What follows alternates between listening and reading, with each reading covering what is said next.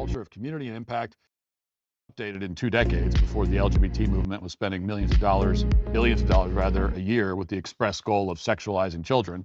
So it's probably a lot worse than that. Meanwhile, a quarter of students are chronically absent, meaning they miss at least 10% of the school year. Violent incidents in schools have increased by around 40% in the last couple of years, and so on and so on and so on. We could easily drone on for the next hour listing all the problems that you're probably already aware of.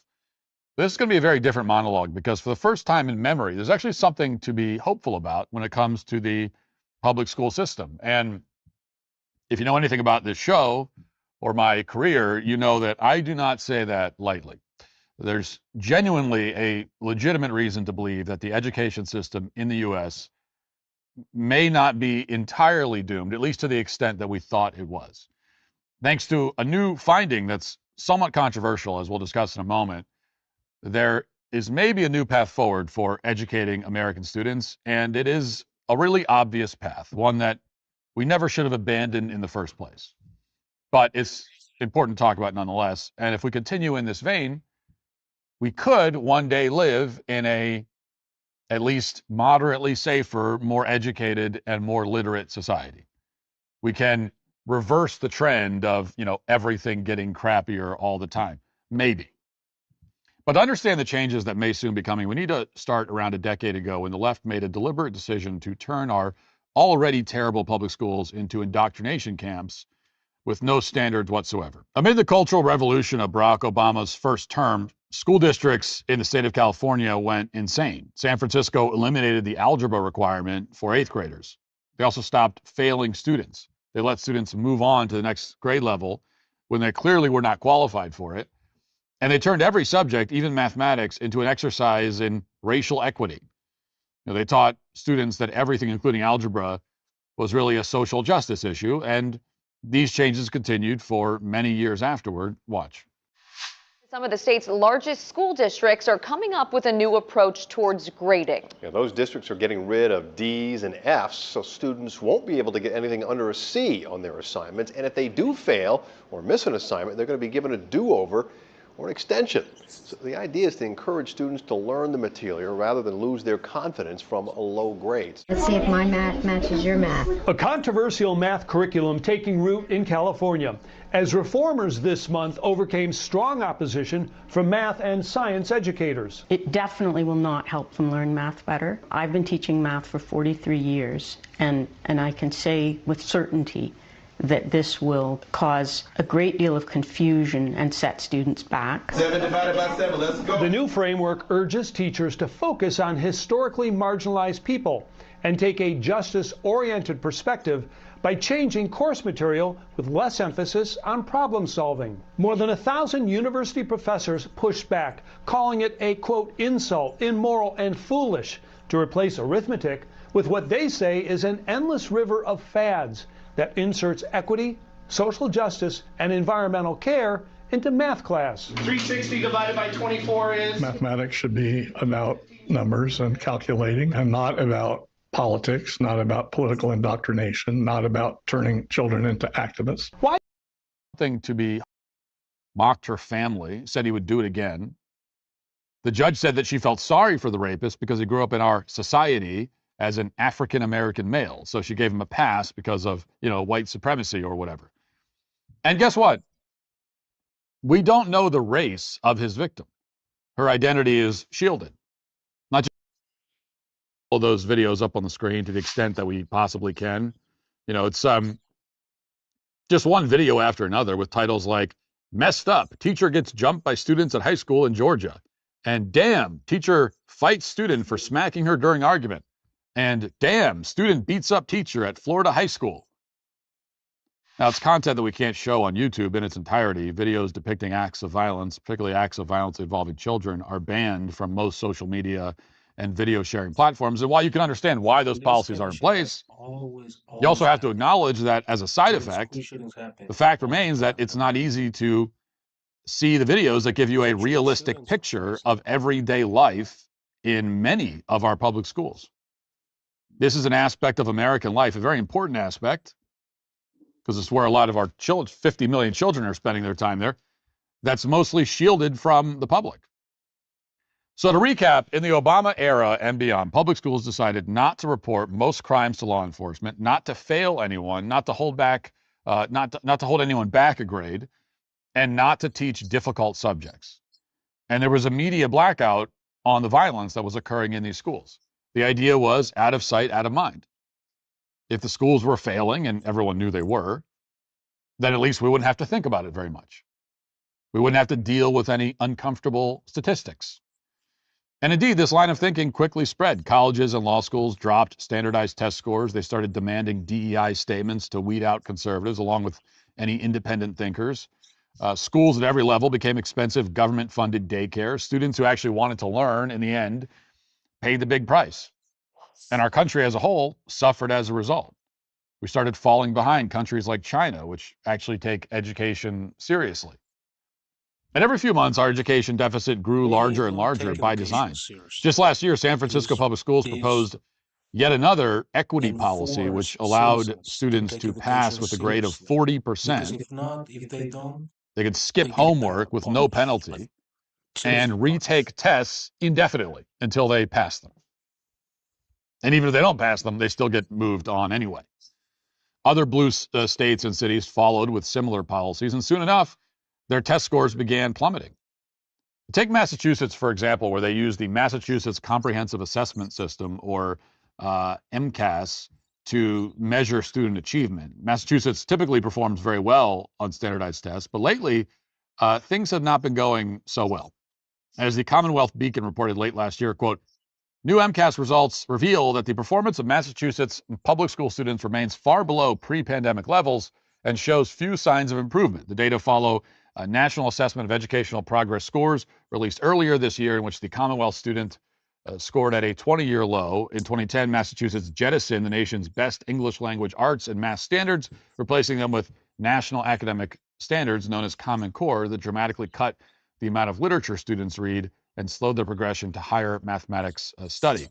Last year, voters eliminated the requirement that students pass the English, math, and science tests to graduate from high school. The overall portion of students meeting expectations fell from half before the pandemic to 42% now. The portion of students who failed rose from 11% to 18%. Only 39% met or exceeded expectations on the just unveiled 8th grade civics test. And you'll find similar stories from Maine to New York to California. They dropped the standards, and shortly afterward, the performance of the students plummeted. Again, it all seems inevitable. All the numbers everywhere were dropping year after year. Conservatives would complain about the numbers, but nothing would ever change. Politicians would throw more and more money at the problem and reward the unions and the nonprofits with massive new contracts, and everything would get worse. It seemed like a death spiral that we couldn't possibly pull out of. But then something very strange happened in the state of Mississippi. The state's 4th grade reading scores went from 49th place in the country all the way to 9th place in the span of 10 years. And their 4th grade math scores, meanwhile, went from 50th, dead last, to 16th. And when you adjust for demographics like poverty and race, as of 2024, Mississippi went to number 1. Yes, from 2013 to 2024, regardless of how you measure the data, Mississippi pretty much leapfrogged like the entire country. Watch. Thank you. This is being called a Mississippi miracle. The state schools, once ridiculed over its test scores, now have critics singing a different tune. Mississippi's 4th graders are ranked 1st for reading, 2nd for math when adjusted for demographics. That's according to a national assessment.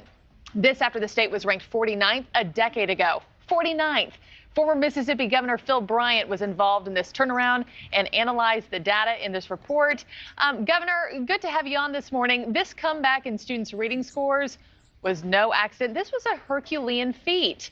I mean, what or who do you credit this success to? Well, first to the students. I mean, this was a heavy lift for them, and these are 3rd graders, and many of them with reading disorders, many of them living in poverty. So it was the children and their parents who took this very seriously, who went home and said, we're going to start language within our home. We're going to start reading because we've got a benchmark now that we have to meet on that 3rd grade gate. Only 33% of Mississippi's children were reading on the 3rd grade proficiency in 2012. Now, one of Mississippi's main innovations was that at the end of third grade, they started administering a reading fluency test. And this was a genuine test with actual consequences. If students failed it, they'd be held back and forced to repeat the grade. In a typical year, something like 10% of students failed the test in 2018. By 2022, the number was down to 7%. And if students failed this reading fluency test and were held back, then they wouldn't take the national test that's used to measure Mississippi's progress against other states. They have to wait another year. So Mississippi began holding back far more students than most other states. They broke with the established consensus, decided that children should actually learn to read before becoming fourth graders. Under Mississippi law, students could be held back for a maximum of 2 years. And along the way, Mississippi enacted other reforms. In particular, Mississippi started teaching students to read using phonics rather than context clues. So to give you an example of how this might work, if you teach a student using context clues, you might show them a photo of a barn and say something like, "What building is that cow in? It starts with the letter B." And what word with a letter B would make sense? In other words, in the context method, teachers would challenge the student with a series of riddles and basically push them to guess the right word. Teachers would also offer suggestions like these when students had trouble reading a word. Quote, "Look at pictures and skip the word and reread and try a word that makes sense." It should be obvious what the problem is here. Guessing words and skipping words and looking for clues elsewhere is not a reliable strategy. The context system is, basically cheating. You might get the right result, but you're getting it for the wrong reason. In order to actually learn to read, you need to be able to understand the relationship between letters and sounds without relying on some hint that you're able to, dig up somewhere. And that's what the phonics system, which Mississippi now uses, is all about. If you're teaching a student using phonics, you tell them to go from left to right and sound out the word barn. They don't need a picture to provide context. They don't need hints. They don't need to skip the word and try to circle back later. They learn a much more generalized, useful method of reading. And if they fail to understand this method and bomb the test, then they get to try again the next year and potentially the year after that. Now, this is a system that is clearly superior. You have to wonder if the context system wasn't an intentional effort to sabotage the reading abilities of young children. That's certainly been the result based on these latest numbers from Mississippi, but not everybody agrees with that assessment. You might have heard in various circles that some observers are doubting that the so-called... On a separate note, it's heating up over the Middle East. President Trump is set to meet with Prime Minister Benjamin Netanyahu after moving up his visit amid ongoing U.S.-Iranian negotiations. As you know, if the U.S. and Iran clash, they're going to go after Israel, too. President Trump now telling Axios he may send a second aircraft carrier strike group to the Middle East if talks with Iran fail, and we all know they are going to. The director of the Center for National Security at the Heritage Foundation and architect of the Abraham Accords, Robert Greenray, joins us now. Robert, what do you think Netanyahu tells the president? They got a great relationship, but they have a very direct relationship. A few weeks ago, he said, "Mr. President, please wait." What do you think he's saying now? I think he's communicating to the president that Iran is unlikely to get to a negotiated settlement, as you rightly indicate. They seem to think that they're negotiating with the appeasers in the Biden administration and haven't adjusted. And they've done the heavy lifting already, disarming Iran. They're broke and wildly unpopular, not a very good negotiating position. And I think Prime Minister Netanyahu is communicating that. And I think there's broad agreement on the opportunity that presents itself. And certainly Iran does not have the capacity to adequately threaten the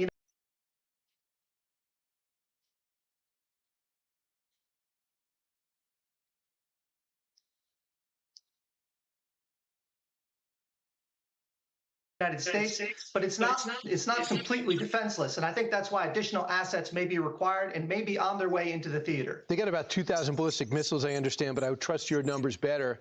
What Israel wants from the U.S.-Iran negotiations, dismantle the nuclear enrichment facilities. We've been waiting on that. Limits of Iran's missile program, they said it's not on the table. And the end of Iranian support for regional militias, they said they're not even going to discuss it. So it's going to be 0 for 3. And then... Yeah, and then it looks as though force may still yet be required. And again, Midnight Hammer took the nuclear program off the table. So the ballistic missile program is all that they've got left. And that, of course, remains a target that both Israel and the United States and, frankly, the region should be interested in eliminating. And once that happens, Iran is no longer the principal threat in the region, and we're in a new Middle East. And I think that's the horizon that both the president and the prime minister are steering towards. Here is Nikki Haley, former governor of South Carolina, ambassador to the UN, presidential candidate, last night on this historic opportunity. Watch. This is a legacy-defining moment for President Trump. Iran has never been weaker than they are right now. The key at the end of the day is no nuclear enrichment, no more ballistic missile or drone activity, making sure the Iranian people finally have the freedom that they deserve, and no more money going to their proxies. She's right, isn't she? Yeah, and I think that's been the president's goal from the first administration and the second. The difference is, of course, now he's taken decisive steps to get closer to it. And I think we're not far from it. Iran won't do it themselves. It'll have to be imposed, and we'll all be better off for it. I know it doesn't produce votes or a guarantee of midterm victory, but this is the most consequential foreign policy president that I've had in our lifetime. And even if you disagree with what he's doing, he's making an impact in all the trouble spots. There's no question, and this is not isolated. This, of course, impacts Russia's access to resources because Iran is also another major oil exporter, and so do his actions in Venezuela. And, of course, China is a major importer of Iran's oil. So this operation has strategic implications. There's no question about it. And there's an economic side of it, of course, with stability in the global markets. The president's mindful of all of this, and there's a lot of upside here. And so I can expect that we'll see decisive action as he's continued to show. And hopefully he'll call on you to expand the Abraham Accords because you are the expert in that area. Robert Greenway, thanks so much. It's also important for those people who say we have to pivot to China. I understand it. But if you're not going to pivot to China, if there's a problem in the Middle East, this is the best chance to eliminate a huge problem in the Middle East. I'm Steve Doocy. I'm Brian Kilmeade. And I'm Ainsley Earhart. And click here to subscribe to the Fox News YouTube page to catch our hottest interviews and most compelling analysis.